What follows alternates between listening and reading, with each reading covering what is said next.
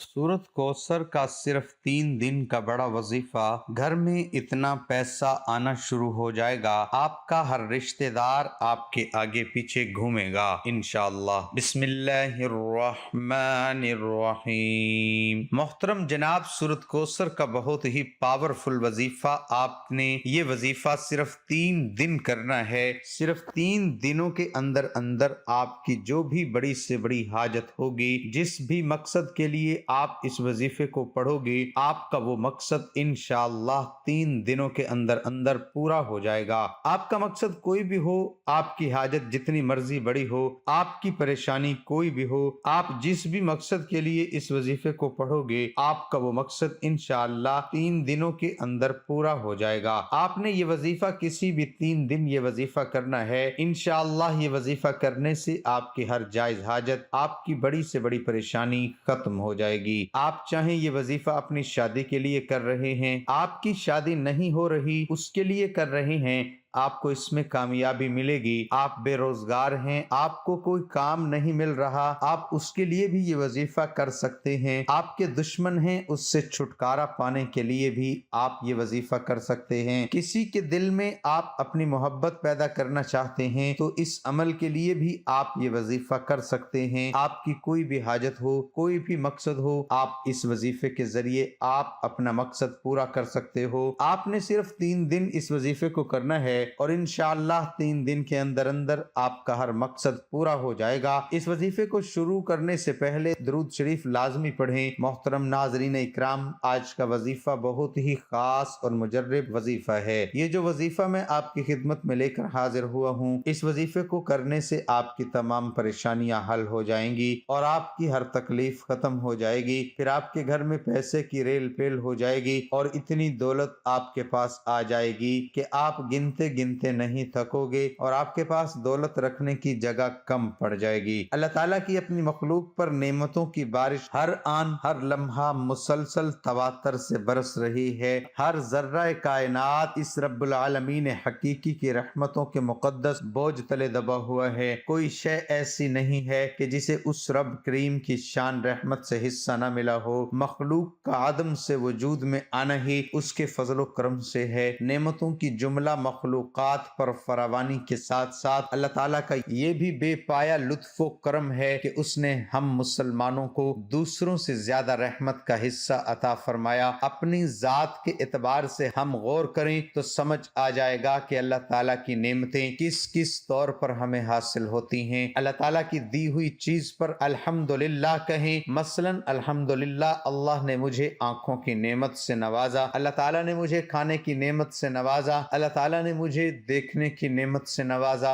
अल्लाह ताला ने मुझे सूंघने और झुकने की नेमत से नवाजा। अल्लाह ताला की हर नेमत पर शुक्र अदा करना चाहिए। हजरत अनस बिन मालिक रजी अल्लाह अन्हु बयान करते हैं कि हजूर नबी अकरम सल्लल्लाहु अलैहि वसल्लम ने फरमाया, अल्लाह ताला इस बात से भी राजी होता है कि बंदा खाना खाकर उसका शुक्र अदा करे। रसूलुल्लाह सल्लल्लाहु अलैहि वसल्लम ने फरमाया, ला यशकुरुल्लाह मन ला यशकुरुन्नास। तर्जमा, जो लोगों का शुक्र अदा नहीं करता वो अल्लाह ताला का भी शुक्र अदा नहीं करता। अगर इंसान सच्चे दिल से अपने रब का शुक्र अदा करना चाहता है तो उसे चाहिए कि अल्लाह तबारक व तआला ने उसे जो नेमतें दी हैं, उन सब नेमतों का तकाजा ये है कि अल्लाह ताला का शुक्र अदा किया करे और अल्लाह ताला के अहकामात की पैरवी की जाए। लिहाजा अल्लाह की नाराजगी और अजाब से बचने के लिए जरूरी है कि बंदा अपने रब का शुक्र अदा करता रहे। शुक्र गुजार ही अल्लाह के इबादत गुजार होते हैं। कुरान पाक में इरशाद बारी ताला है जिसका मफहूम है कि बेशक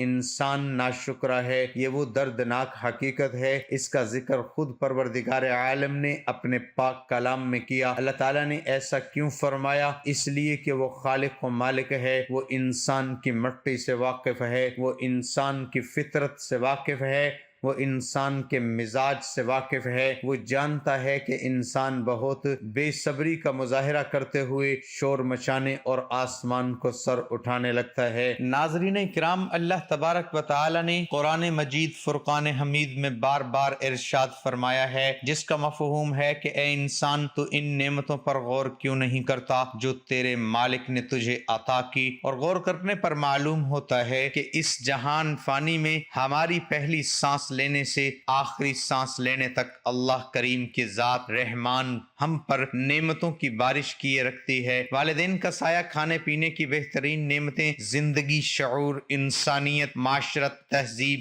صحت، تعلیم، گھر، روٹی، کپڑا، مکان، بہن بھائی، کنبہ، دوست، احباب، الغرض بہترین نعمتوں سے ہمیں اللہ تعالیٰ نے نوازا ہے۔ آسمانوں اور زمین کو ہمارے لیے تسخیر کر دیا ہے۔ اللہ کریم نے تمام خزانے اشرف المخلوقات انسان کے لیے عطا فرما دیا ہے۔ اللہ رحمان اور رحیم ہے، بلا مزدوری اور بلا معاوضہ اپنی نعمتوں کی اور رحمتوں کی برسات کرتا ہے۔ اس کے برعکس انسان کسی کو کچھ دیتا ہے، اس کی ہڈیوں کا گودا تک نہ چھوڑ لے۔ قرآن مجید کی سورۃ رحمان میں ایک آیات بہت کثرت سے نازل ہوئی ہے، یعنی تم اپنے رب کی کون کون سی نعمتوں کو جھٹلاؤ گے۔ اپنا دل تھامیے اور دیکھیے اس تلخ حقیقت کی جانب، جہاں بڑے بڑے ثقافتی مراکز اور شاندار ہوٹلوں میں ثقافت کے نام پر لذیذ پکوان پکائے تو جاتے ہیں، لیکن ان ہوٹلوں کی دیواروں کے پار کئی ایسی بستیاں ہیں جن میں مائیں آج بھی اپنے بچوں کو اچھا کھانا پکنے کا کبھی نہ سچ ہونے والا جھوٹ بول کر سلاتی ہیں۔ اللہ تعالیٰ نے قرآن پاک میں ہر جگہ بار بار یہ بھی ارشاد فرمایا ہے، اے انسان تو ان نعمتوں پر غور کیوں نہیں کرتا جو تیرے مالک نے تجھے عطا کی ہیں؟ لیکن سچ تو یہ ہے کہ ان عطا کردہ نعمتوں کی قدر و قیمت سے صرف وہی شخص واقف ہو سکتا ہے جو ان نعمتوں سے محروم ہو۔ محترم ناظرین، سورۃ کوثر قرآن پاک کی سب سے چھوٹی سورت ہے، لیکن اس کے فضائل و برکات بہت زیادہ ہے۔ یہ رزق میں برکت کے لیے بہت ہی طاقتور سورت ہے۔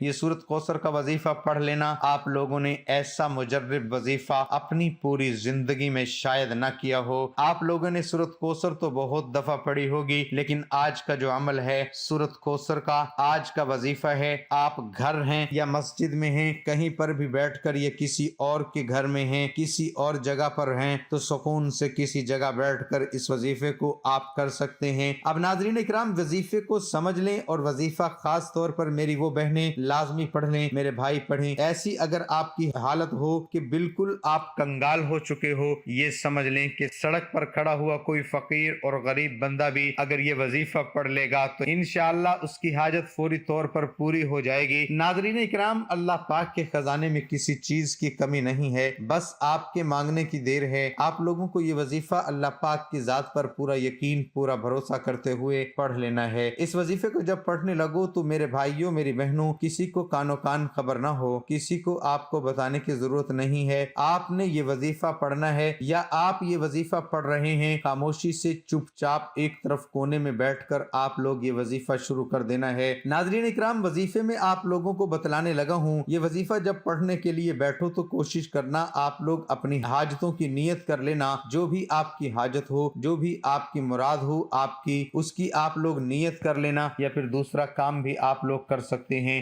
جب وظیفہ ختم ہو تو اس کے بعد آپ لوگ دعا مانگ لینا، دونوں میں سے ایک کام کر لینا، یا تو شروع میں آپ اپنی حاجتوں کی، اپنی مرادوں کی نیت کر لینا، یا آخر میں آپ لوگ جب وظیفہ ختم ہو تو اس کے بعد دعا مانگ لینا۔ یہ وظیفہ اتنا آسان ہے کہ کوئی چھوٹا سا بچہ بھی چاہے تو بڑے آرام سے، بڑے سکون سے یہ وظیفہ پڑھ سکتا ہے۔ میری وہ بہنیں بھائی جو بالکل پڑھنا نہیں جانتے، وہ بھی اس وظیفے کو لازمی پڑھیں، کیونکہ آپ لوگوں کو یہ وظیفہ بتلانے لگا ہوں، یہ بڑا ہی آسان سا وظیفہ ہے، لیکن یہ پورا عمل آپ کو ایک ہی وقت میں بیٹھ کر کرنا ہے، یعنی ایک ہی نشست میں یہ سارا عمل مکمل کرنا ہے۔ 10 منٹ کا یہ پورا عمل ہے، انشاءاللہ آپ لوگوں کی قسمت چمکے گی اور آپ لوگ خود مجھے جھولیاں اٹھا کر دعائیں دو گے۔ انشاءاللہ آپ لوگوں کو جتنا بھی بڑا مسئلہ ہو، جتنی بھی بڑی آپ کی حاجت ہو، انشاءاللہ اگر آپ فجر کی نماز پڑھنے کے بعد یہ وظیفہ کرتے ہو تو تمام مسائل حل ہو جائیں گے اور آپ کی حاجت پوری ہو جائے گی، کیونکہ صبح کا وقت بہت پر نور ہوتا ہے۔ صبح کے وقت تمام انسانوں کو رزق تقسیم کیا جاتا ہے، اس لیے فجر کے بعد اس وظیفے کو لازمی کریں۔ تو سب سے پہلے آپ لوگوں کو اول و آخر 3 مرتبہ درود پاک پڑھ لینا۔ درود پاک آپ کو کوئی سا بھی پڑھ سکتے ہیں۔ ناظرین اکرام، یہ بہت آسان سا وظیفہ ہے، تو آپ نے اس عمل کو کیسے کرنا ہے، اس ترتیب کے لیے آپ نے اس ویڈیو کو مکمل دیکھنا ہے۔ ناظرین، اس دنیا میں ہم سب ہی کسی مسافر کی طرح ہیں، ہماری زندگی کا ایک ایک لمحہ قیمتی ہے۔ ہم ہسپتالوں میں جا کے دیکھ لیں، ایسے ایسے لوگ جو کہتے تھے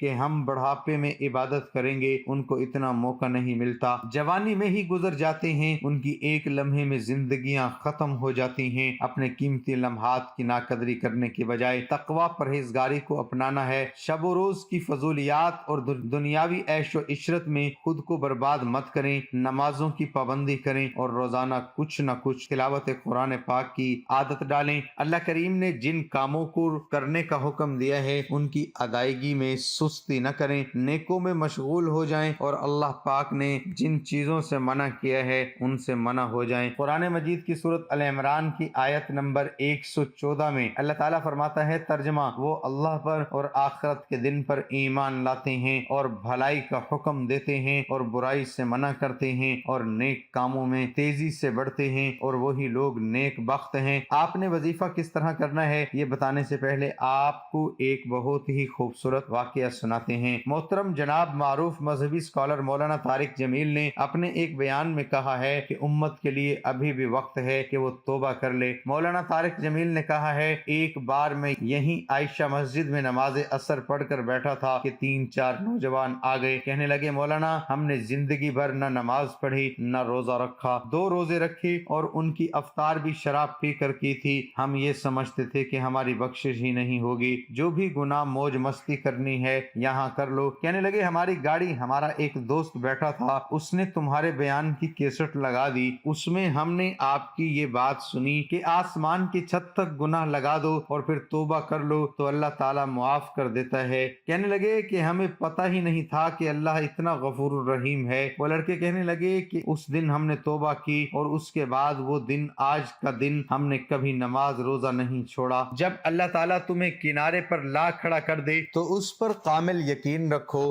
کیونکہ 2 چیزیں ہو سکتی ہیں، یا تو وہ تمہیں تھام لے گا یا تمہیں اڑنا سکھا دے گا۔ سورۃ کوثر کا وظیفہ ہے، سب جانتے ہیں کہ یہ کلام اللہ کا ہے، اور اللہ کا یہ جو کلام ہے وہ ایک بادشاہ کا کلام ہے، اور اللہ جو بادشاہوں کا بھی بادشاہ ہے، بڑوں کی جو بات ہوتی ہے اس کی طاقت اور چاروں کا وزن، اس کی اہمیت بہت زیادہ ہوا کرتی ہے۔ آپ بھی یہ کہتے ہیں کہ یہ گورنر کی طرف سے یہ آرڈر ہے، یہ فلاں ایم پی اے کا آرڈر ہے، یہ فلاں ایم این اے کا آرڈر ہے، تو اس بات کی طاقت ہوتی ہے، اور جو بات اللہ رب العزت کی ہو تو اس کی کتنی طاقت اور کتنی عظمت ہوگی۔ بادشاہوں کا کلام جو کلاموں کا بھی بادشاہ ہوا کرتا ہے، اللہ کی بات اور اللہ کا حکم کوئی معمولی چیز نہیں ہے۔ قرآن کریم کے اندر ایک آیت کے اندر اللہ نے کوئی حکمت، کوئی طاقت، کوئی عظیم قسم کا فائدہ رکھا ہوا ہے۔ سورۃ کوثر کے ہزاروں وظائف ہیں اور ہر ایک وظیفے ایک دوسرے سے بڑھ کر ہیں۔ یہ جو وظیفہ آپ کو بتایا جا رہا ہے، آپ کے بڑے سے بڑے کام اگر کوئی رکا ہوا ہے، کسی سخت تکلیف میں ہے، کسی سخت پریشانی میں ہے، وہ چاہے رزق کے معاملے میں ہو، کاروبار کے معاملے میں ہو، جاب کے متعلق ہو، اولاد کے متعلق ہو،